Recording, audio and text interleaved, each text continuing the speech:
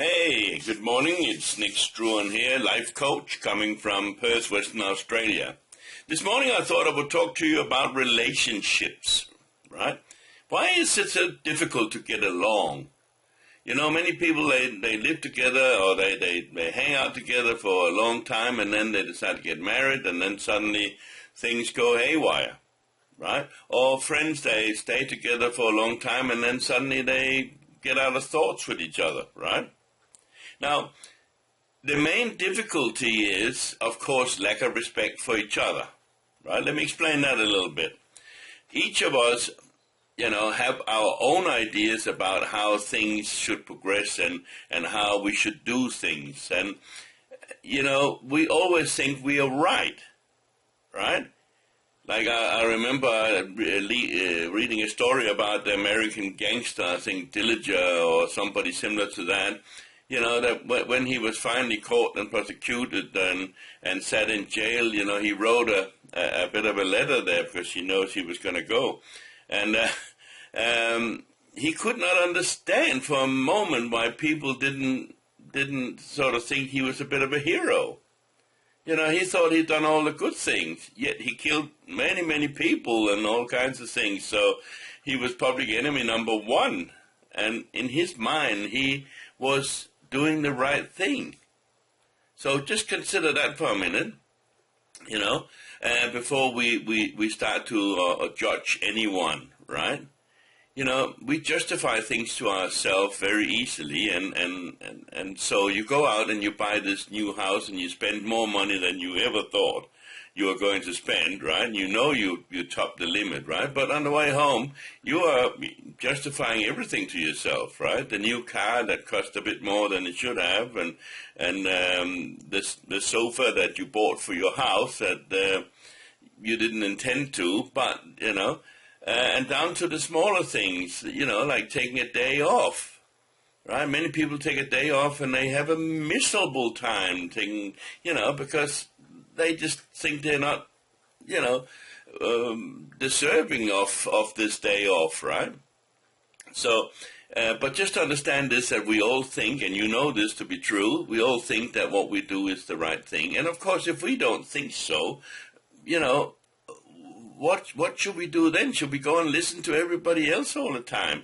I don't think so. Our life would not be good if we had to sort of like listen to everybody around us and just do what they think, because they don't know us and they are not us, right? So let's just start from that point there. We must learn to rely on ourselves and follow our own thinking, right? Okay, then let's briefly look at personalities, right? There's a famous book, the name slips me for a while here, but it deals with 4 personality traits. One is sanguine, one is choleric, one is melancholy, and one is phlegmatic, right? Now, the names doesn't really matter that much, but the sanguine is all about fun. So that person you recognize is full of fun. They gesticulate with their hands, and they're full of energy, and they're just like such a funny person. They're life of the party, right? And so their main trait is fun. Then we have the choleric. The choleric is all-knowing and always right. Right, I'm sure people in your life like this. They're always right. They're Mr. and Mrs. Right, and they also, their main thing is control and organization, and they're born leaders, so to speak, whether you like it or not, because only their way is the right way, or it's the highway, right?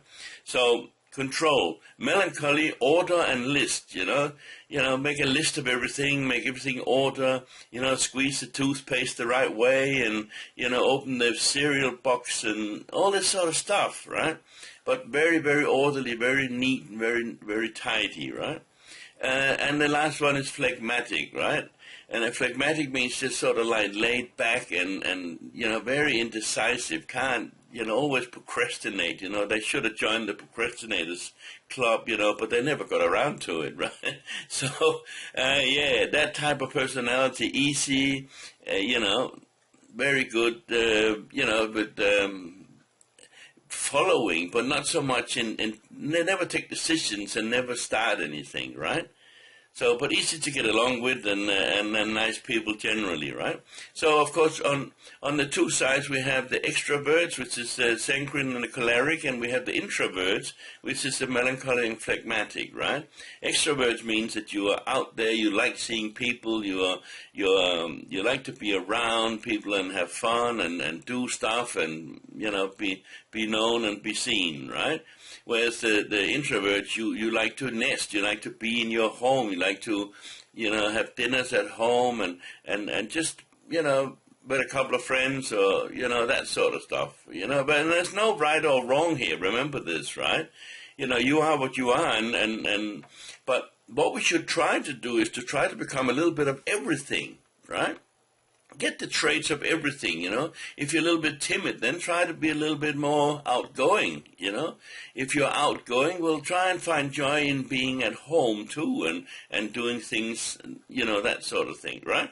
Now, moving on here quite along, when you sort of pick up your partner, the opposites tend to attract, right? Which is both good and bad, If you're an outgoing person and you're full of energy and whatever, you normally pick up someone or, find someone that's the opposite to you.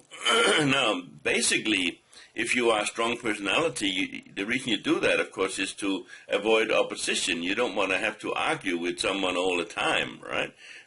Two strong personalities going together, I want to do this, no, I want to do that, right? Especially if they're not sort of very mature in their thinking, then you've got these arguments and that all the time, right? So, but on the other hand, however, it's so exciting that the opposite, fulfill you, right? You hear the statement all the time, oh, he or she fulfills me, right? Yeah, she or he is everything that I'm not, right? So if you're not detailed, that person is detailed. But you know what happened after, the honeymoon period, the 3 months or so when reality strikes, right? Then suddenly that could become very annoying, right? Like, let's say you're an outgoing person and you wake up 2 o'clock in the morning and you're going, yes, let's go to the beach, let's skinny dip and have fun, right? And you go to your partner, come on, let's go, And the partner looks at you and go, what? You must be crazy. I'm not going anywhere, I mean, we're going to make lists, we're going to organize, we're going to pack something, we're going to do something. We can't just sort of run off at the spur of the moment and do something. And this can become a real issue in your relationship, that the different personalities comes in there and you become different people and you meet different oppositions and then suddenly you're arguing, and then what happens is that the strong personality may seek, company elsewhere, right?